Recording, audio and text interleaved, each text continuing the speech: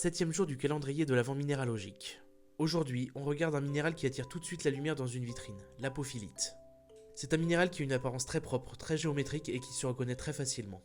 L'apophyllite se forme dans les cavités des roches volcaniques, surtout dans les basaltes. On la trouve souvent dans les anciennes coulées volcaniques en Inde, là où les cavités se sont remplies de cristaux au fil du temps. Les cristaux sont généralement très nets, des prismes carrés avec des faces lisses, qui réfléchissent bien la lumière. C'est un minéral qu'on confond parfois avec du quartz, mais sa structure est différente et ses formes sont beaucoup plus régulières. L'apophyllite peut être blanche, totalement transparente, vert très pâle ou légèrement rosée selon les impuretés.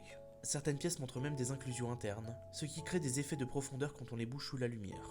Elles se forment quand des fluides chauds circulent à travers la roche volcanique et refroidissent lentement. Les cristaux poussent alors vers l'intérieur de la cavité, souvent aux côtés d'autres minéraux comme la stilbite, la eulandite ou la cavensite. On reconnaît facilement les spécimens où plusieurs minéraux ont cristallisé ensemble. Son nom vient du grec apophylisso, qui veut dire qui s'effeuille. Parce que si on chauffe l'apophyllite, elle se décompose en fines lamelles. Ce que j'aime dans l'apophyllite, c'est la manière dont elle capte la lumière. Même un petit cristal est visible de loin. C'est un minéral qui se repère immédiatement dans une vitrine. Voilà pour ce septième jour. On continue demain avec un autre minéral de ma collection.